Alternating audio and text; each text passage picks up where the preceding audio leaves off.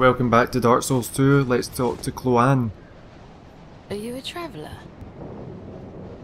I'm Chloanne, an ore stone trader. I travel about collecting rare stones, which I sell to make my living. I never planned to visit this God's forsaken place. But I don't know. I just sort of ended up here. I must have just wandered in. But now that I'm here, I've been scouting around for rare bits. Oh, don't look at me like that. Many of these stones are quite useful. For instance, certain stones are used in smithing. Oh, now your ears prick up. I've extras if you can pay.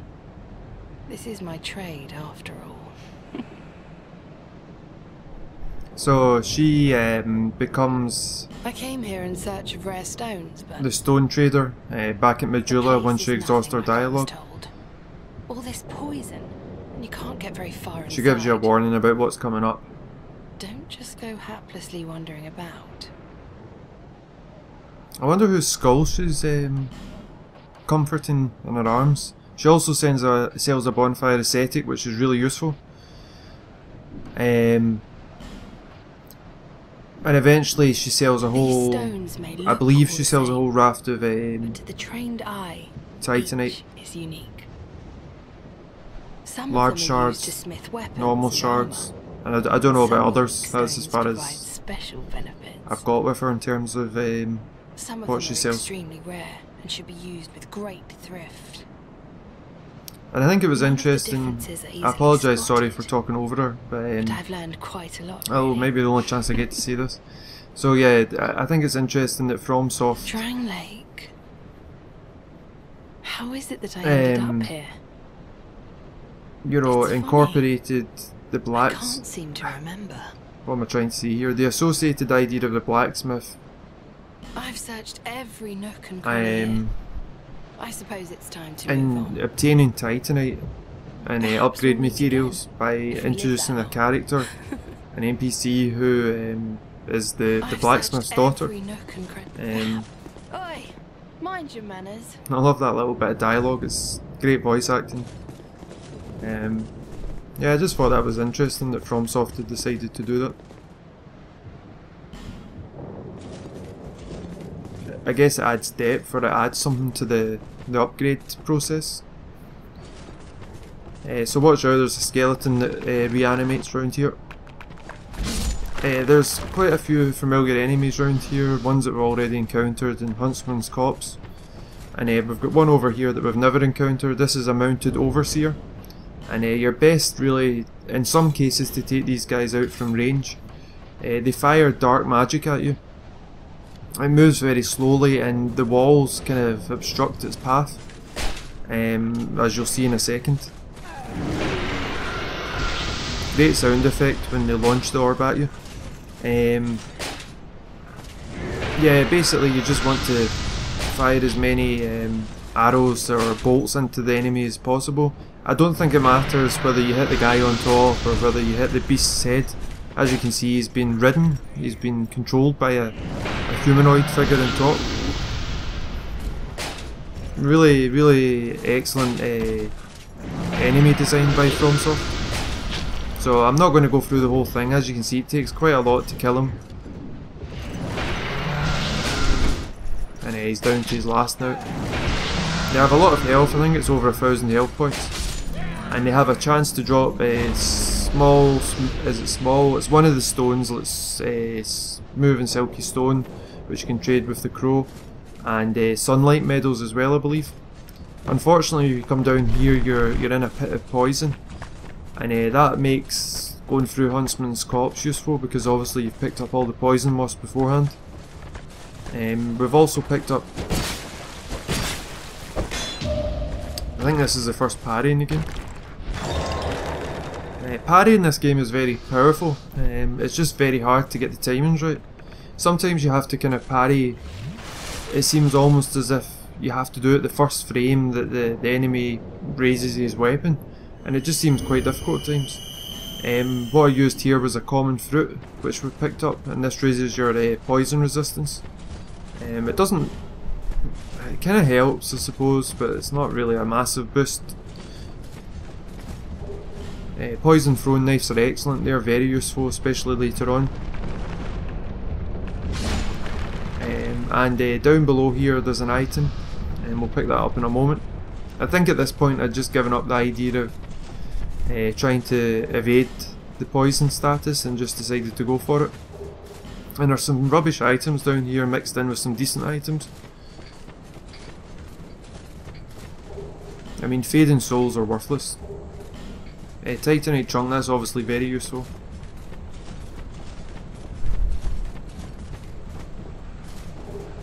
And a shard is always good.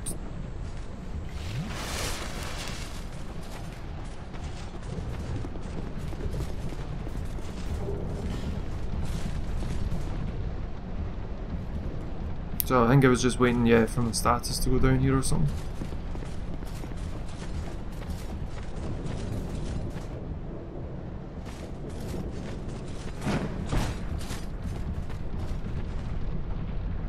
I don't like the way the shield clips through the cape, that's really ugly.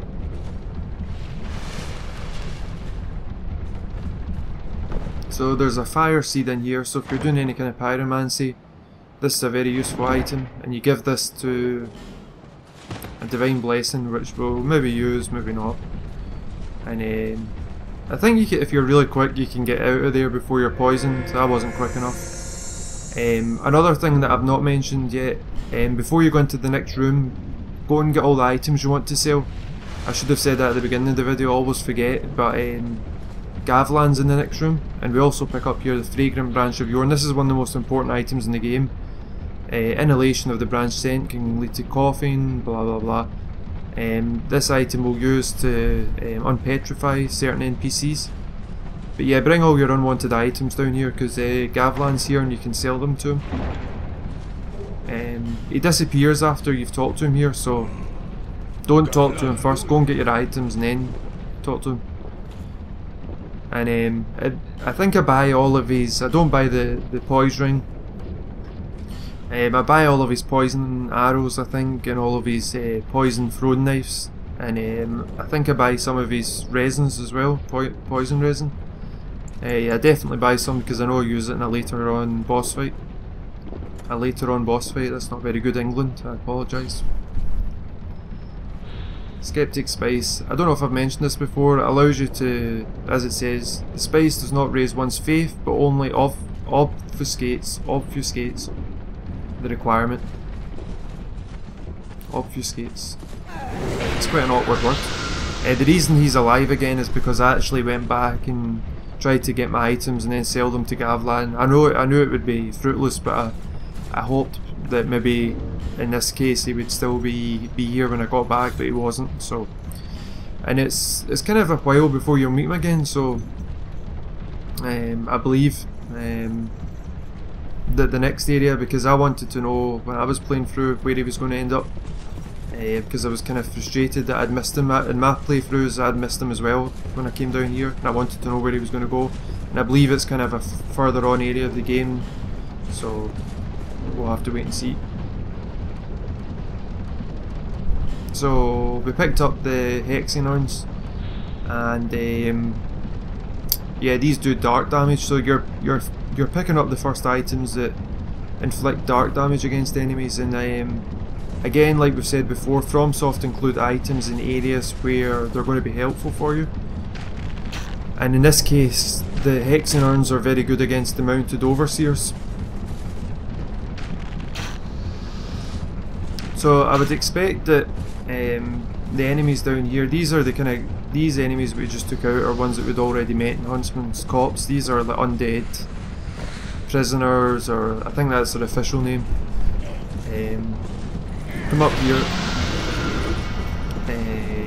Not rogues were the other ones with the armour set on and whatnot. I didn't use the Hexenorns because I wanted to keep them for somewhere we're going soon after here. And I'm just pointing to the fact that this lever here raises the wooden door, pallet, whatever it is.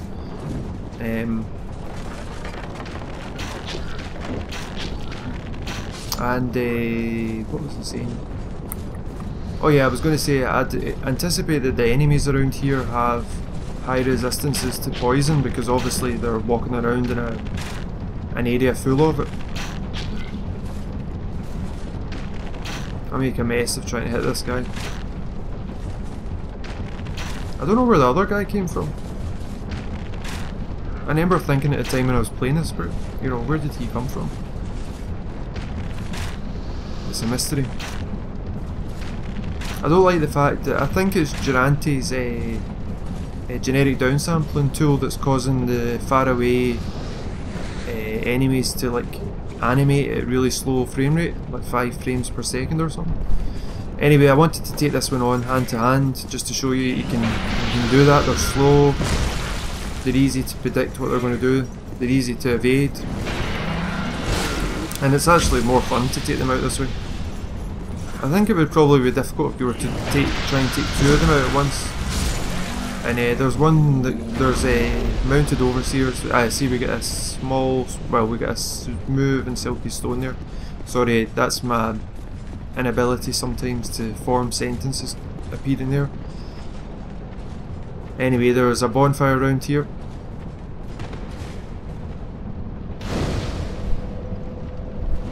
And we head back to Majula, and we come back here to speak to Chloanne. Oh, fancy meeting you here. Speak up if you need anything at all, alright? These stones may look all the same.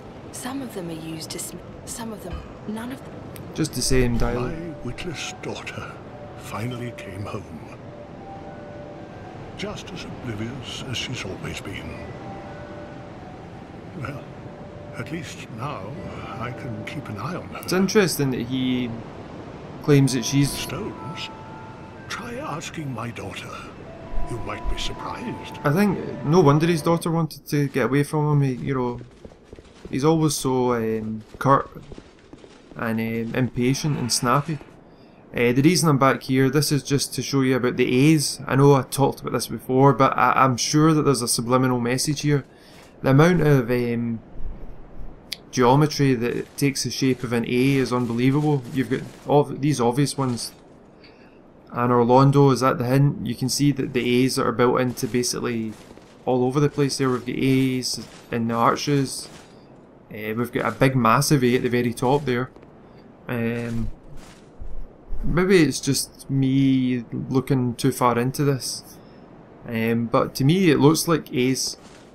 And you know, part of game design is putting subliminal or subtle, maybe not subliminal, but putting subtle hints here and there. We've also got effigies, or not effigies, but we've got like statues or something up there.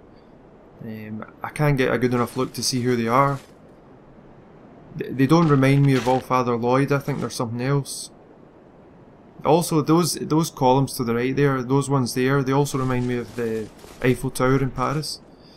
But yeah, I wonder if they were trying to subliminally hint. There's a female figure there with a head missing, and the one next to it's got a head missing. I don't know who that's supposed to be. Anyway, that was our wee tour coming back to Hades. Hope you enjoyed the episode.